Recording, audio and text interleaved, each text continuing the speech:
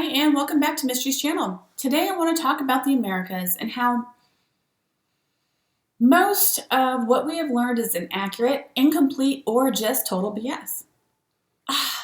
The Americas, a wonderful mass of continents holding mysteries from the beginning of time, much like other parts of the world. In fact, all of them.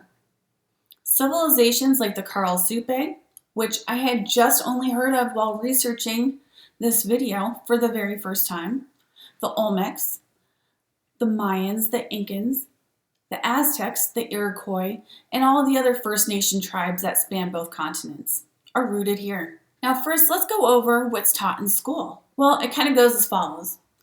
People migrated here from Eurasia across the land bridge that connected Siberia to present-day Alaska during the last ice age, and then they spread southward and eastward through the Americas over subsequent generations, eventually populating both continents.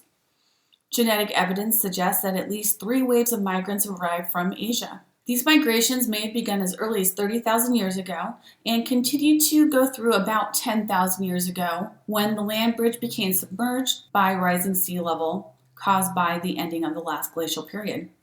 These early inhabitants are called Paleo-Americans. Soon diversified into many hundreds of culturally distinct nations and tribes, many geneticists find that peoples of Asia and the Americas were part of the same population about 42 to 21,000 years ago. Basically, scholars believe that Native Americans from both North and South America were Amerindian, or Eurasian, hunter-gatherer peoples following big game across that land bridge that disappeared after the last climate change. Before they were Eurasians, they believed that they had migrated from Africa, and then once that bridge disappears, there are thousands upon thousands of years where we are completely isolated from one another, and no contact was made. Now, for the record, I am not disputing anything that those genetic tests say. I'm not saying that at all. I'm merely saying that the timeline is jacked up.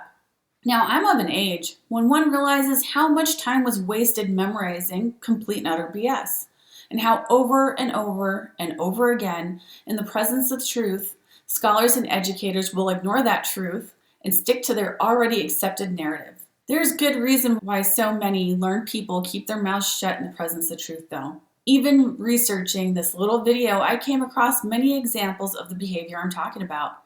And this is the moment that you realize if you rock the boat even a little bit, especially when it comes to timeline, you are belittled, shunned, and even in some circumstances, your career is ripped away from you. Now imagine all those years of school. And if you're an American, tens of thousands to hundreds of thousands of dollars in debt just to have your career completely ripped out of your hands.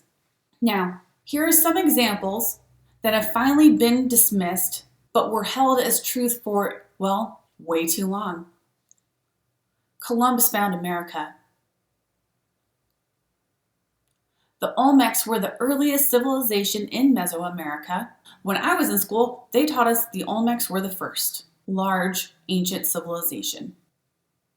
Once that land bridge shuts down, there's no contact between the new and old worlds until Europeans get here, which scholars finally conceded was probably not Columbus, but maybe Leif Erikson around the year 1000. Now, I believe Columbus got here. I even believe Leif Erikson got here, but I don't think they were the first by any means.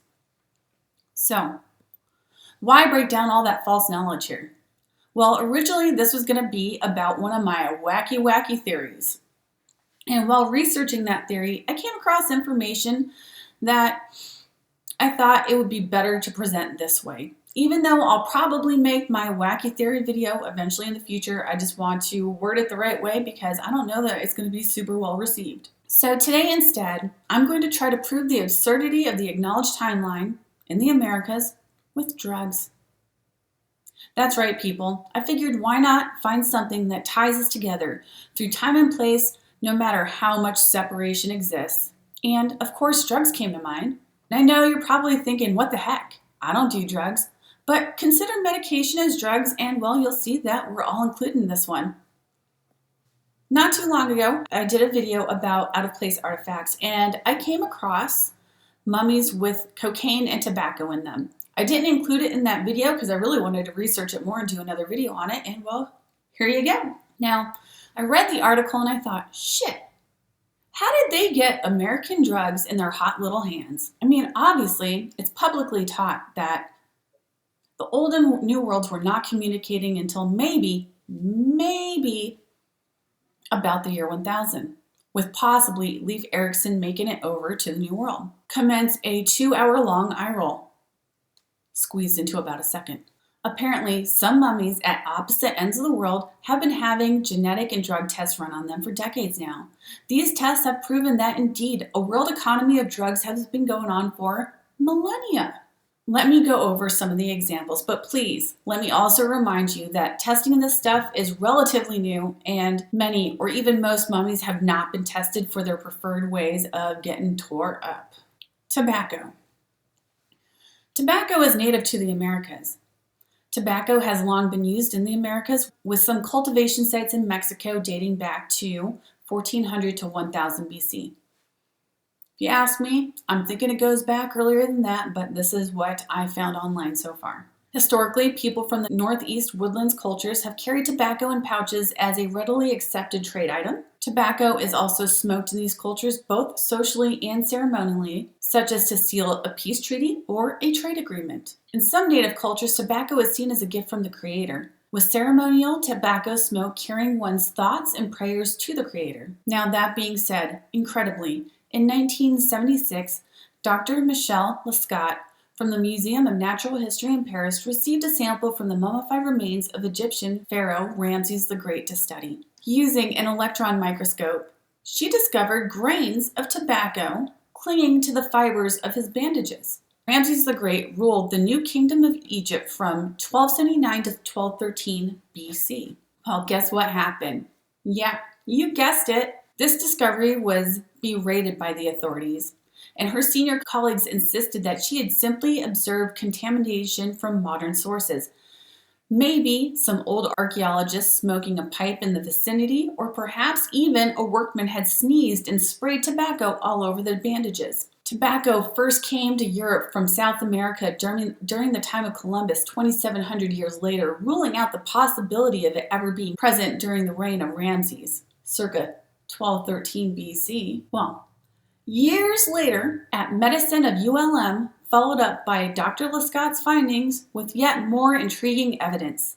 In order to eliminate the possibility of contemporary contamination, Dr. Balabanova obtained samples of intestinal tissue from deep within Ramses, rather than the external layers of skin and cloth. And much to her amazement, she discovered tobacco and cannabis and coca laid down in his body cells like rings on a tree. This dude knew how to party. Wait, hold up. Did I hear coca? Coca? That's right, another American drug. Coca is native to South America, Western South America to be exact, and it shows up in mummies of ancient Egypt. So after finding coca in Ramses, look at that smile on his face. I mean, seriously, what do you think put that there? Anyway, so after finding coca in Ramses, years after her colleague found tobacco and was ridiculed, Dr. Balabanova was also met with skepticism. Her fellow researchers still said this was not enough proof despite her excellent reputation. As such, evidence contradicted conventional explanations of intercontinental contact thousands of years in the past. But a decade later, in 1992, 7 ancient Egyptian mummies were flown from Cairo Museum to Munich to have further analysis done. Dr. Balabanova conducted a series of gas chromatography tests on samples from 7 mummies, one of which was the mummied remains of Henut Tui, the Lady of Two Lands, a priestess who lived sometime during the reign of the 21st dynasty of ancient Egypt around 1000 BC. Each individual revealed the presence of nicotine and cocaine, and this time the results were deemed credible. Now, in case you think this is one-sided and only the Pharisees were partaking, no.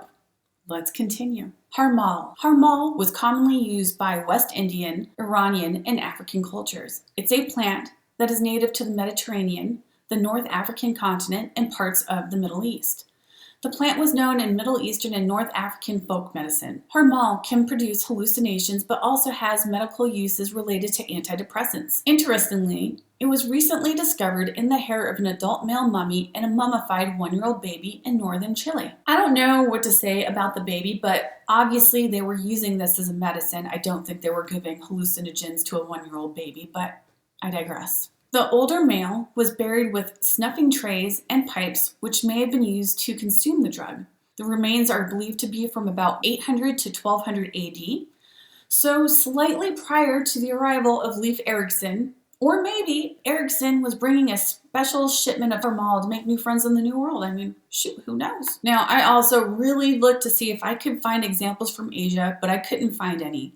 The only drugs coming up in Asian mummies look to be cannabis and opium, but who knows, maybe they weren't testing for American drugs. I really don't know there. I would also find it really interesting if they would have found opium in American mummies, but I haven't found any of that either. In fact, the 2 Chilean mummies are the only American mummies that I could find that had been drug tested. Regardless, the timeline is most obviously wrong. Not only were past civilizations visiting one another, but trade was happening as well.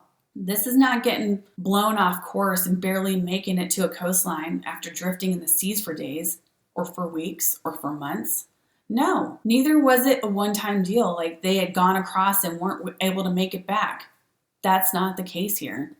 In fact, we can clearly see that Ramses benefited from this trade around 1250 BC, as late as 1213 BC, or as early as 1279 BC. Henut Tui partook around 1000 BC, and the Chilean mummies are said to have been from around 1000 AD. So here we can show a span of 2 millennia of intercontinental trade. And it amazes me that this is such a hot topic among scholars. It's almost like they think we would never forgive them if they made a mistake, so they just hang on to the agreed upon timeline. Well, if that's the reason, just know personally from me myself, but I am sure many other people out there, we think your job isn't easy. And I would never be upset if you later recanted your findings or what you believe to be true in the presence of evidence presenting a new truth form. In fact, on the contrary, I would respect you immensely. So, what do you think? Was there intercontinental trade?